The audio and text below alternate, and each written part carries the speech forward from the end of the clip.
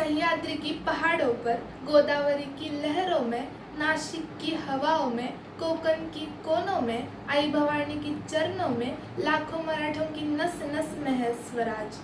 यह स्वराज कोई सल्तनत नहीं, छत्रपति शिवाजी महाराज की सोच है।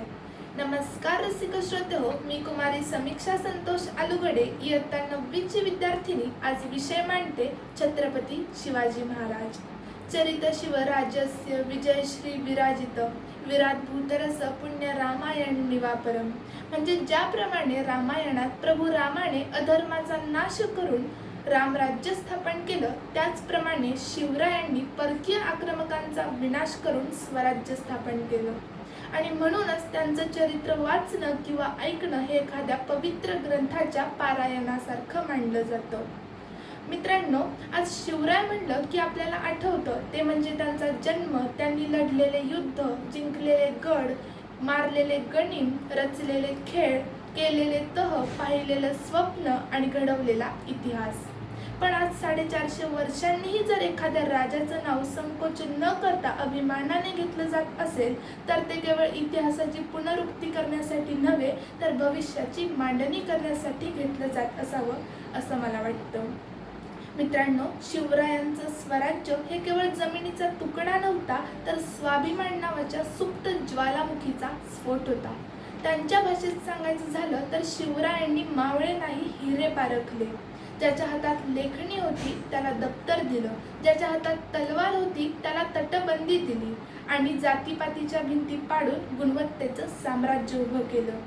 महाराज, आधी लग्न कोंढाण्याचं, मग माझ्या रायबाचं, म्हणणारे तानाजी मालुसरे। जोपर्यंत तोफेचा आवाज माझ्या कानावर येत नाही, तोपर्यंत सांगता ये मला मरायला वेळ नाही, म्हणणारे बाजीप्रभू देशपांडे। आणि परिस्थिती जितकी बिकट, मराठा तितका तिखट, म्हणणारे हंबीरराव मोहिते। यांसारख्या मावळ्यांची साथ लाभल्यामुळेच महाराजांचं आणि माता जिजाऊंचं स्वराज्य स्वप्न पूर्ण झालं। मित्रांनो, आज आपण कितीही म्हणलो की शिवराय पुन्हा जन्मावेत, शिवरायांसारख्या अजून व्यक्तींची आपल्याला गरज आहे, तर लक्षात ठेवा, शिवराय हे जन्मलेले नव्हते, ते घडवले गेले होते। आणि आज खरंच शिवराय घडवायचे असतील तर त्यासाठी सर्वात प्रथम गरज आहे ती म्हणजे माता जिजाऊंची आणि वडील शहाजीराजांची। मूर्ती घडवण्यापूर्वी घडवावा शिल्पकार, मूर्ती घडवण्यापूर्वी घडवावा शिल्पकार, शिवबा घडवण्यापूर्वी असावा जिजाऊंचा संस्कार। शोधू नका आता त्यांना इतिहासाच्या पानात, शोधू नका आता त्यांना इतिहासाच्या पानात, वेळ आलीये शिवबा घडवायचा वर्तमानात, वेळ आलीये शिवबा घडवायचा वर्तमानात। मित्रांनो, आठवा, जेव्हा कल्याणच्या सुभेदारांची सून शिवरायांसमोर उभी केली तेव्हा काय झालं?